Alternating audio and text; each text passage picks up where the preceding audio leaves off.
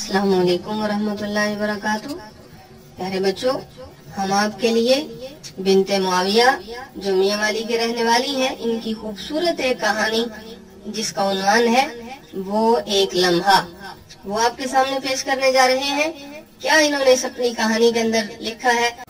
रात का 1 बज रहा था, हर तरफ खामोशी का राज था।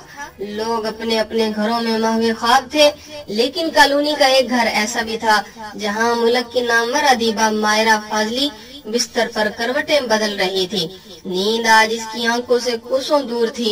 एहसास जुर्म इसे किसी पल चैन नहीं लेने दे रहा था। आज की तकरीब ने इसे बहुत सोचने पर मजबूर कर दिया था। दिन का मंजर बार बार इसकी निगाहों के सामने ताजा होकर इसे शर्मिंदा कर रहा था। मायरा, मायरा, उठो बेटा, फजर की नमाज का वक्त थोड़ा रह गया है। अम्मी ने 5वीं बार इसे उठाते हुए कहा। मायरा ने कसम साकर करवट बदली। अम्मी सोने देना, रात को देर तक जागती रही हूँ, बाद में पढ़ लूंगी नमाज। उठो बेटा, नमाज वक्त पर पढ़ते हैं, नमाज पढ़कर दोबारा सो जाना। अम्मी शफीक लहजे में बोली। उफ अम्मी, आप भी ना, पता नहीं क्या मुसीबत है, सुबह सुबह उठकर नमाज पढ़ो। मायरा ढटाई से कहती हुई बिस्तर से उठ खड़ी हुई, क्योंकि इसे मालूम था जब तक वो बिस्तर से नहीं उठ जाती, अम्मी इसके सराहने वक्फे वक्फे से इसकी नींद में खलल डालती रहेंगी। नमाज पढ़कर मायरा दोबारा बिस्तर पर दुबक गई। अम्मी की तबीयत कुछ नासाज थी। वो मायरा को नाश्ता बनाने का कहने के लिए कमरे में आई, लेकिन इसे बिस्तर में लेटे देकर खामोशी से पलट गई। फारिया, मेरे कपड़े इस्त्री कर दो जल्दी। मायरा ने बिस्तर में लेटे लेटे छोटी बहन को हुक्म दिया। आज एक रिसाले की सालाना तकरीब में इसे बतौर मेहमान खुसूसी मदऊ किया गया था। आप भी आप खुद कर ले, मेरी स्कूल बस आने वाली है, मैंने अभी नाश्ता भी करना है। फारिया ने माजरत कर ली।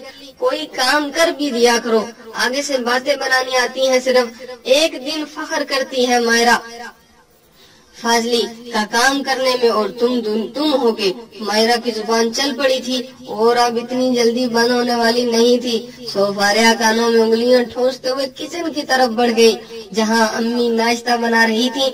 मायरा इसके अंदाज पर जल कर रह गई। किचन से आती फारिया की आवाजें इसके कानों में पड़ने लगी। अम्मी, मायरा बाजी अपना कोई काम खुद क्यों नहीं करती, हर वक्त मुझ पर और सनी पर हुक्म चलाती रहती हैं, ये कर दो वो कर दो, जैसे हम पैदा ही इनके काम करने के लिए हुए हैं। जब से इन्हें बेहतरीन अदीबा का अवार्ड मिला है, न जाने खुद को क्या समझने लगी है, पैर ही नहीं टिकते जमीन पर। ऐसे नहीं कहते बेटा, वो बड़ी है तुमसे। चलो अच्छा दस्तरखान बिछाओ, मैं नाश्ता लगाती हूँ। अम्मी ने इसकी तवज्जो हटा दी। वो खामोशी से उठकर दस्तरखान बिछाने लगी। जलती है मुझसे, मायरा ने सर झटक कर सोचा और स्त्री स्टैंड की तरफ बढ़ गई। तकरीब में शिरकत के लिए मायरा तैयार होकर कमरे से निकली तो लाउंज से आती अम्मी और मासी की बातों की आवाज ने इसके कदम रोक दिए। बाजी 500 रुपए उधार दे दो, तनख्वाह में से काट लेना, घर वाला 2 दिन से बीमार है, इसकी दवाई लानी है। मासी लजाजत भरे लहजे में कह रही थी। अरे नजीरा, 2 दिन हो गए, तुमने पहले क्यों नहीं बताया।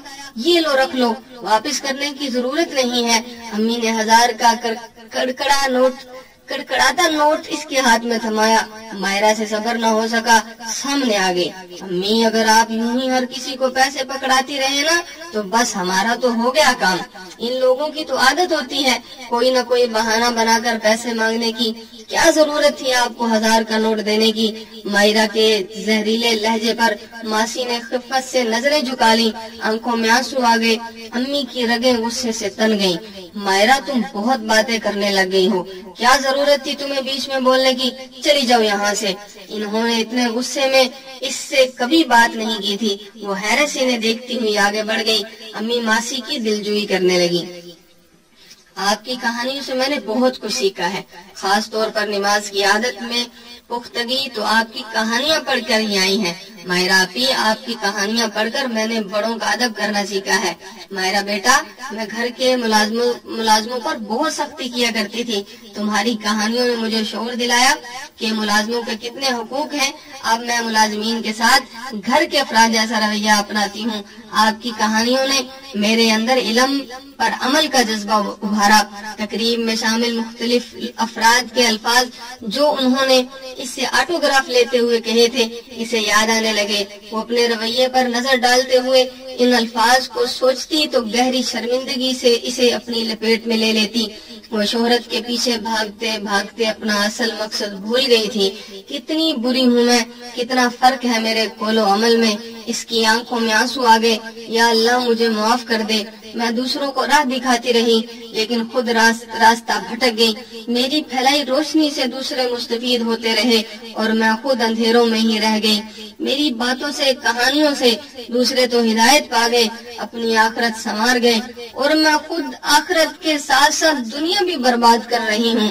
کتنا تنگ کرتی ہوں امی کو، چھوٹے بہن بھائیوں کو، کبھی پیار سے بات نہیں کی ان سے، اور وہ کام کرنے والی ماسی، کتنی بار دل توڑا ہے اس کا۔ میری زہریلی کٹیلی باتوں سے کتنی اذیت ہوتی ہوگی اسے۔ یا اللہ مجھے معاف کر دے، میں باقی سب باتوں سے بھی معافی مانگ لوں گی۔ اب میں اپنا قول و عمل ایک جیسا بناؤں گی، ہر اچھی بات پر پہلے خود عمل کروں گی پھر دوسروں کو بتاؤں گی۔ وہ رو رو کر اللہ سے معافی مانگتی رہی۔ آگہی کا ایک لمحہ ہوتا ہے اور ماہرہ فاضلی پر یہ لمحہ بیت چکا تھا، اور اس لمحے نے اسے احساس دلا دیا تھا کہ جو کچھ بھی لکھنا ہے شہرت پانے یا نام کمانے کی غرض سے نہیں لکھنا بلکہ صرف اور صرف حصول رضائے رب کی خاطر لکھنا ہے۔ یہ تھی آج کی کہانی ماہرہ فاضلی کی، بنت معاویہ جو میاں والی کے رہنے والی ہیں، ان کی کہانی وہ ایک لمحہ۔ اللہ رب العزت ہمیں بھی ایسے نیک لمحات عطا فرمائے جن لمحات کے اندر ہم اپنے کیے ہوئے گناہوں پہ ندامت کا اظہار کرتے ہوئے اللہ سے معافی مانگ لیں۔ تو پیارے بچوں، کیسی لگی آپ کو آج کی کہانی؟ ہمارے اس کہانی اگر آپ کو اچھی لگی تو کمنٹس کے اندر اس کا اظہار کیجئے، ہماری اس کہانی کو لائک کیجئے اور ہمارے پیج، ہمارے یوٹیوب چینل بچوں کا اسلام کو سبسکرائب کیجئے۔ پاکستان زندہ باد۔